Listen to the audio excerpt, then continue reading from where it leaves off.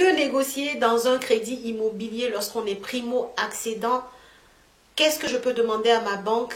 Quelles sont les possibilités qui s'offrent à moi? C'est une question que m'a posée un des abonnés, j'ai nommé Gilles, et je vais y répondre dans cette vidéo. Reste jusqu'à la fin.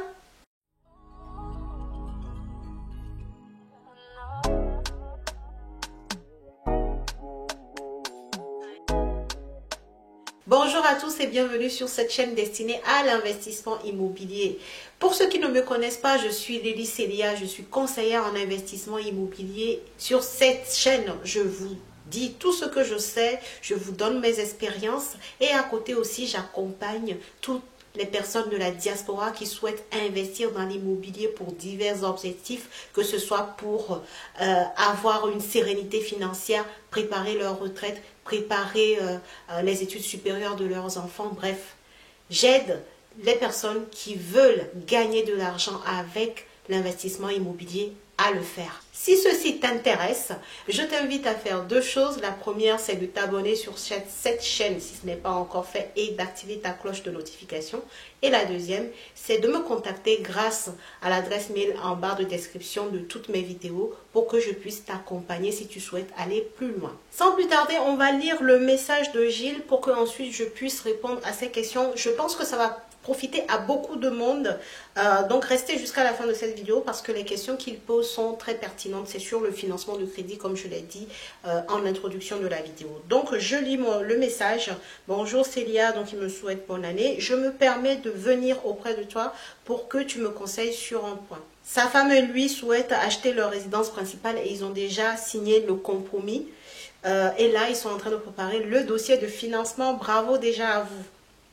L'appartement qu'on achète nécessite des travaux que j'estime à 20 000 € et le prix d'acquisition est de 135 000 €, sachant qu'on veut prêter la totalité de la somme, c'est-à-dire le prix d'acquisition plus les travaux. Donc, première question, vous n'incluez pas les frais de notaire parce que peut-être vous souhaitez les injecter vous-même. Je n'ai pas la réponse à cette question, mais bon, vu la tournure du mail, je vais dire que vous souhaitez quand même avoir le financement de la totalité, donc le prix d'acquisition, les travaux et les frais de notaire, parce que là tu ne l'as pas inclus, mais je pense que c'est ça l'idée.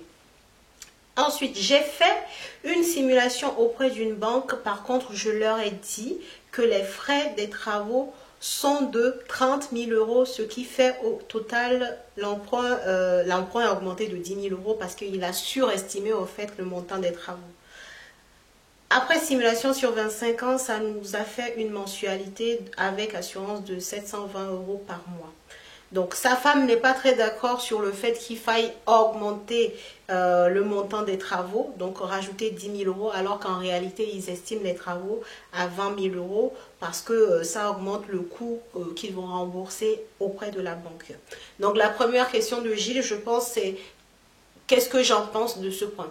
Déjà, Gilles, pour te répondre juste à ce niveau-là, sache que les banques ne fonctionnent pas avec des estimations.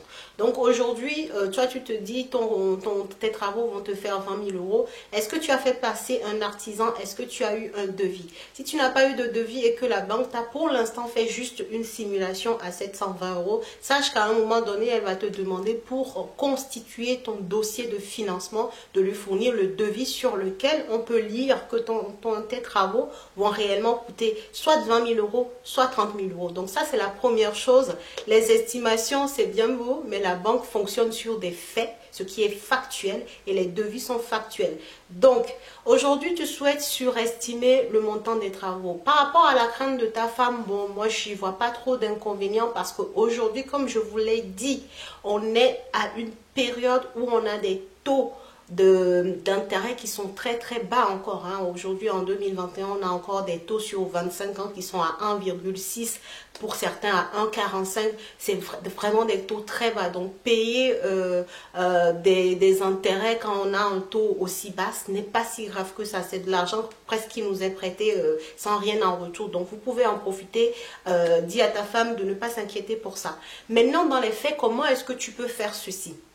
Vu que je te dis que les banques fonctionnent avec du devis et pas avec juste des estimations parce que tu leur as dit, ils ne fonctionnent pas comme ça.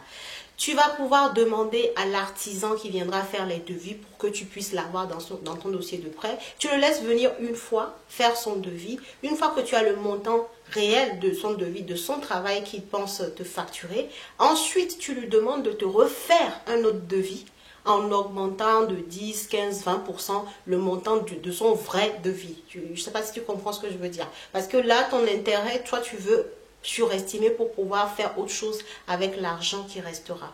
Donc ça, c'est vraiment ce que je peux te conseiller si tu restes sur l'idée de surestimer tes travaux, ce qui ne me paraît pas déconnant, surtout que parfois, pendant les travaux, tu peux avoir des surprises, on ne sait jamais, donc ce n'est pas plus mal que tu aies une enveloppe travaux qui soit un peu plus surévaluée par rapport à la normale.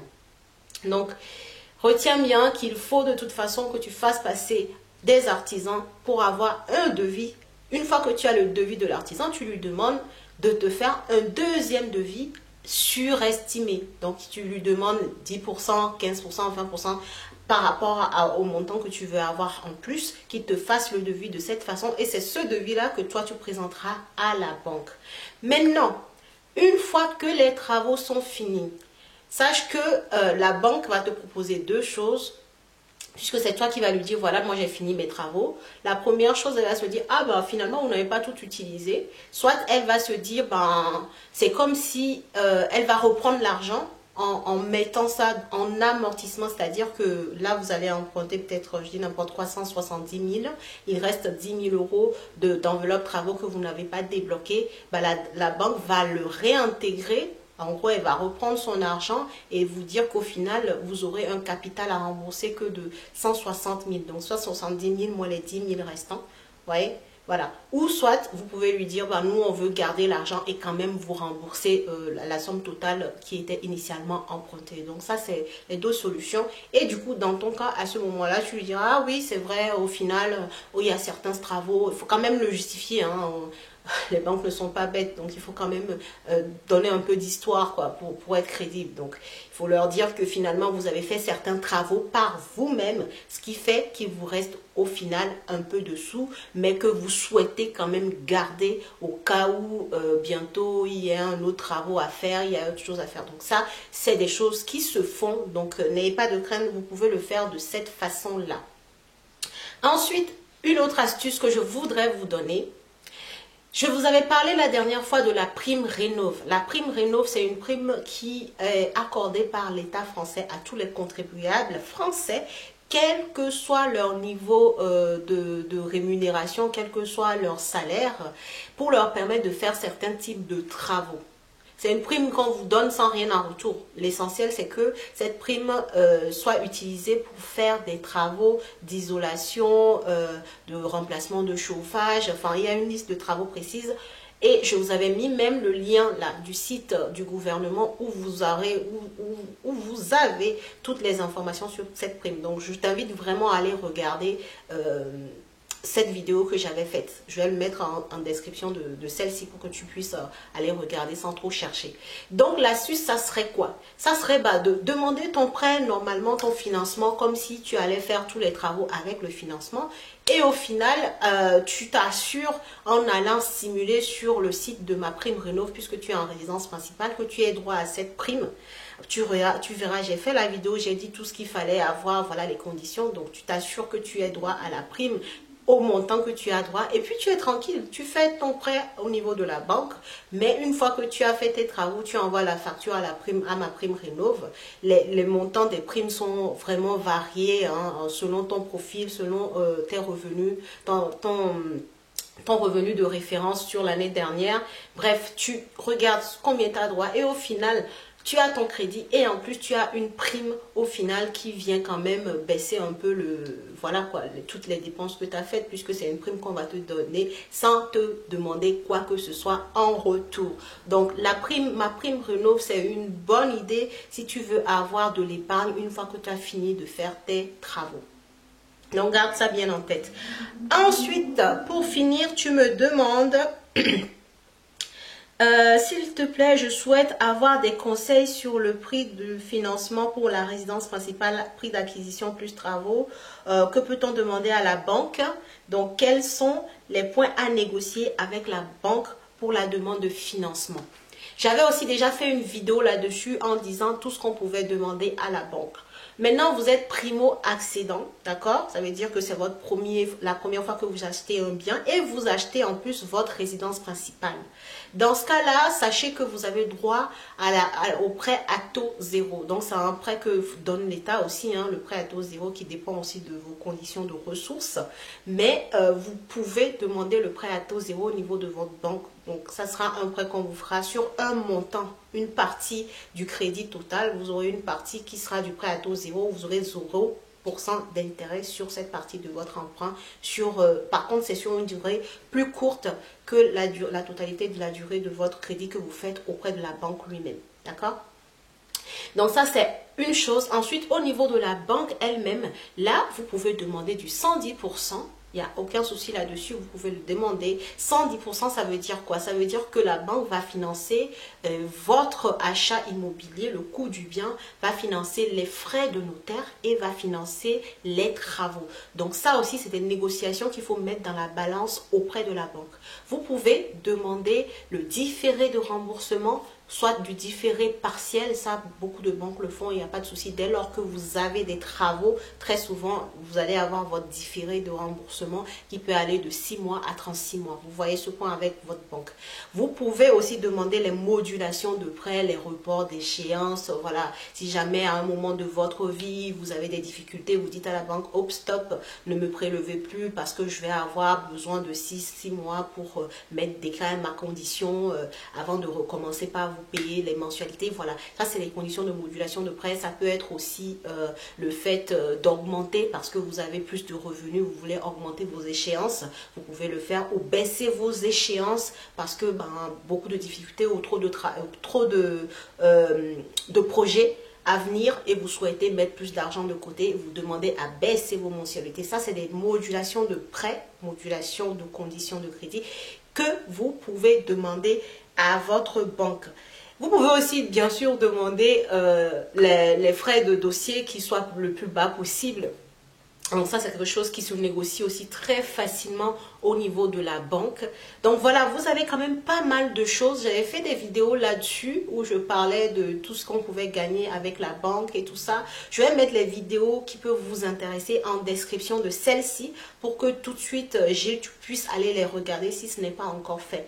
Mais note que en tant que primo-accédant, c'est un boulevard qu'on vous ouvre. Hein. Vous aurez, voilà, je n'ai pas parlé d'ailleurs la durée d'emprunt la plus longue, mais dans votre cas, vu que vous êtes dans l'ancien, c'est de toute façon 25 ans.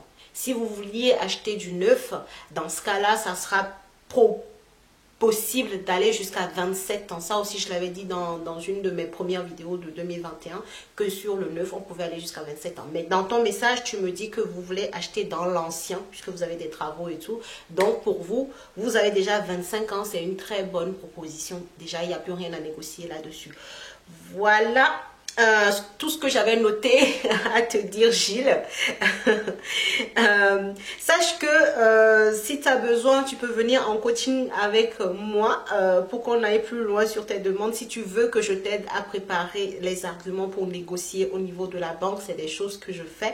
Donc, n'hésite pas à venir en utilisant le lien que j'ai mis, que je mets dans toutes mes descriptions maintenant pour réserver, pour prendre une séance de coaching avec moi, pour qu'on prépare ton dossier, tes arguments par rapport à toutes les conditions que tu peux négocier au niveau de la banque étant primo-accédant. Mais je t'ai déjà tout dit, hein. Si tout ce que tu peux négocier, ça je te l'ai dit, c'est cadeau. Maintenant, si tu as besoin d'aide pour avoir les arguments et tout ça, ça par contre, il va falloir passer en coaching. Voilà, j'espère que ça vous aura profité à vous autres. Je pense que c'est une très bonne question qui revient de toute façon, que vous vouliez acheter votre résidence principale ou que vous vouliez acheter pour investir. Toutes les négociations dont je viens de parler à Gilles au niveau de la banque, tout le monde peut les demander. Voilà, maintenant vous pouviez les avoir ou pas. Le 110%, certaines banques vont vous les donner, d'autres vont vous dire non, il va falloir que vous passiez quand même, vous apportez avec vous les frais de notaire. Voilà, c'est des choses à négocier, mais ça vaut aussi pour l'investissement locatif. Et pour l'instant, comme je vous l'ai dit, je vous le répète, jusque-là, tous mes investissements immobiliers locatifs, je les ai faits à 110%. D'accord? Je n'ai jamais encore rien mis sur la table au niveau des banques. Donc, ça veut dire que vous pouvez aussi le faire. Voilà les amis. Vidéo de 15-16 minutes. Désolée, c'est long, mais voilà, j'avais du contenu à vous partager, des bonnes choses à vous apprendre, des choses à vous dire pour vous rafraîchir la mémoire parce que vous les avez dans d'autres vidéos. Si cette vidéo vous a plu, n'hésitez pas à liker, à partager, comme d'habitude, vous savez ce qu'il faut faire. Et puis à commenter, hein, si vous savez d'autres choses que je n'ai pas dit ici, n'hésitez pas à répondre aussi à Gilles grâce à vos propres expériences. Sinon, je vous dis bon dimanche et à mercredi prochain pour une nouvelle vidéo.